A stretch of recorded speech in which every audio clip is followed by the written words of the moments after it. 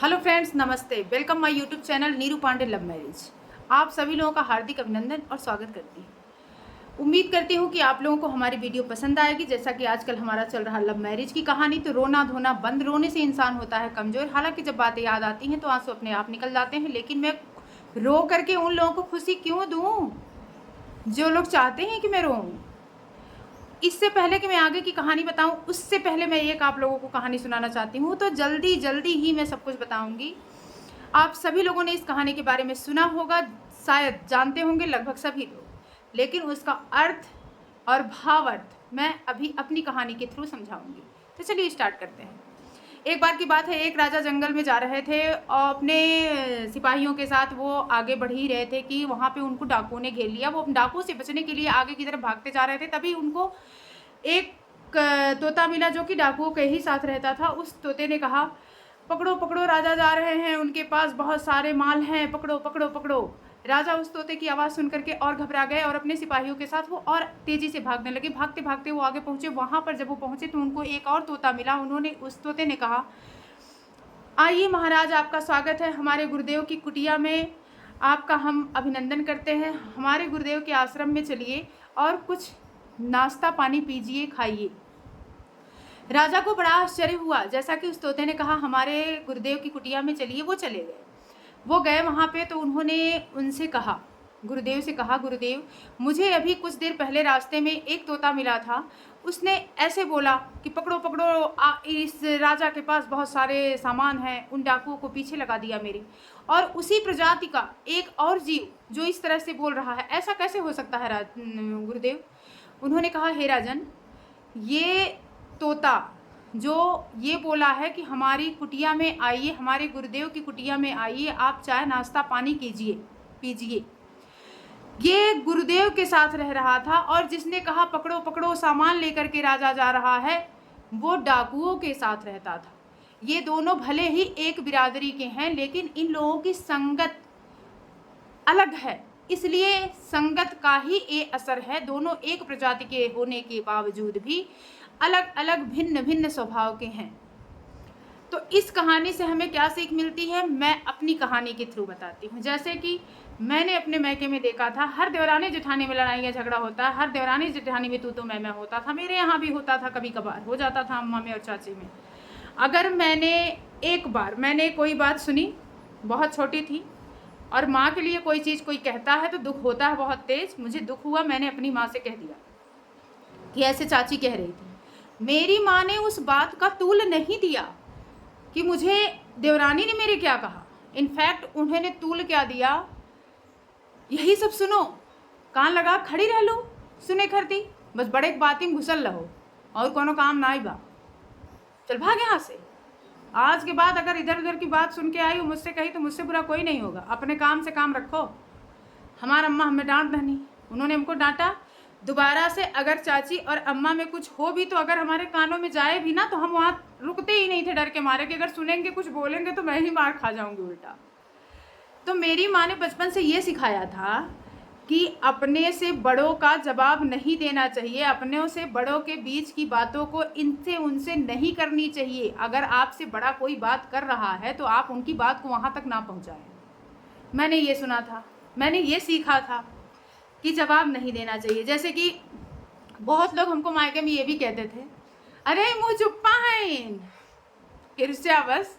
जैसे कि मैं लड़ाई झगड़े से बहुत डरती थी, मैं बोलती नहीं थी। आज की डेट में लोग एक चीज़ बहुत तेज कहते हैं, कॉमेडी भी आई है बहुत सारी, कि आखिर वो बेटियां जो मायके में बहुत सीधी होती हैं, ससुराल में आके लड़ाकू कैसे हो जाती हैं। तो इस पे बहुत शोध करने के बाद इस नतीजा पर मैं पहुंची हूँ कि जिस लड़की को मुँह चुप्पा कहा जाता था, ये बोलना ही नहीं जानती है, खाना ही नहीं मांगती है। मैं खाना लेके जाती थी, हमारी चाची खाना बनाती थी, खाना लेने जाती थी, थाली ऐसे बजाती थी, मुँह से नहीं मांगती थी खाना। मैं नीरू उर्फ Neeraj Pandey, full name my, मैं अपने चाची से खाना नहीं मांगती थी। और यही वजह है कि 4 साल तक मैं ये सहती रही, डरती रही। 4 से 5 साल लग गए मुझे ये सब सहने में, सुनने में, ये समझने में कि मैं करूं तो क्या करूं। भाई मेरी माँ ने तो ये सिखाया, जवाब नहीं देना चाहिए, नहीं बोलना चाहिए। तो मैं ये कहना चाहती हूँ, अपने उन दोस्तों से ये संदेश देना चाहती हूँ कि गलत का विरोध करिए, लड़ाई मत करिए, झगड़ा मत करिए, लेकिन अपनी बातों को रखिए अगर रखने लायक है तो, और अगर नहीं रखने लायक है तो दिल पे ना लगा करके आप उस बात को ऐसे अवॉइड करिए कि जैसे आपने सुना ही नहीं। अगर आपकी कोई गलती ना हो तो आप उस चीज़ को इग्नोर करिए, नहीं तो आगे जा कर के बहुत झेलेंगे, बहुत दर्द होगा। जैसा कि मैंने हमेशा से संस्कार की ही बात की हो, मैंने सीखा है और सिखाया गया है। मैं ऐसे परिवार से हूँ जहाँ अपने से बड़ों का हमेशा सम्मान होता रहा है और छोटों का भी होता रहा। वही मैंने देखा था, वही मैंने किया था। तो जैसा कि मेन टॉपिक चल रहा था प्रेगनेंसी का, तो प्रेगनेंसी टाइम में मैंने चाय बिना नहाए एक दिन बना दिया। जब ये होने लगा बवाला कि भाई बिना क्यों पूजा करती हो, पहले नहा लेती हो, फिर मैंने सोचा चलो जब करना ही नहीं है पूजा पाठ तो चलो माता जी को लेट हो रहा है, चाय बना दें। चाय बना के मैंने दे दिया। सुबह के 6:15 बज रहे थे, वो जा रही थी सेरा जिम। मैंने चाय बना के दिया, चाय माता जी ने फेंक दिया सिंक में। मैं ये नहीं पूछ पाई कि सिंक में चाय क्यों फेंका। बाद में इस बात पे पता चला कि बिना नहाए खाना कैसे बना सकती हैं। मतलब अगर आप आगे चलते हैं तो आगे नहीं चलने दिया जाता है, पीछे की तरफ मुड़ेंगे तो पीछे नहीं मुड़ने दिया जाएगा। फिर मेरी समझ में नहीं आया मैं क्या करूं। मुझे पता चला कि मेरे ना नहाने की वजह से चाय को फेंका गया है। तब मेरा माथा ठनका। मैंने कहा जो लोग रात को मछली खा करके सुबह बिना नहाए किचन में घुस जाते हैं, उनके हाथ का बना खाना खा सकती हैं। मेरे पतिदेव भी गांव रहते थे, और अगर अगले दिन मैंने खाली चाय बना दिया, वो भी इस वजह से कि इनको लेट हो रहा है, चली जाएंगी खाली मुंह, बासी मुंह, तो खराई हो जाएगी। बुजुर्ग इंसान है, चाय फेंकवा दिया गया। मेरी माताजी बोलती ज़रूर थी, लेकिन हकीकत ये है वो सच में सीधी थी, मतलब भड़काने में जाती थी। तो उनको ये इस कदर मेरे खिलाफ भड़काया गया था कि ना मुझे आगे चलने दिया जाता था ना पीछे। तो कुल मिला जुला के वीडियो में कहने का सिर्फ इतना मतलब है कि आप लोगों के साथ अगर इस तरह से आपके घर के बड़े कर रहे हैं तो इस चीज़ को समझने की कोशिश ज़रूर करिएगा कि आखिर कहाँ से करना है, क्यों करना है। आखिर मछली बनाने वाले, नॉनवेज बनाने वाले, खाने वाले सुबह में बिना नहाए खाना बना के दे रहे हैं, खा ले रहे हैं, और बिना नहाए खाली मैंने चाय बना के दे दिया, वो भी एक दिन, वो भी उन लोगों के इस तरह के बवाल करने के बाद तो चाय फेंक दिया गया। फिर भी मेरा दिमाग नहीं काम किया कि ऐसा घर वाले कर सकते हैं या कुछ कहे होंगे। वो तो जब माताजी मेरी खुश होती थी, जब 1 महीने 10 दिन 15 दिन नहीं जाती थी किसी के पास, तो वो खुद ही बताती थी कि फलाना ने कहा, ढिमाका ने कहा। तब मेरे समझ में धीरे धीरे आने लगा।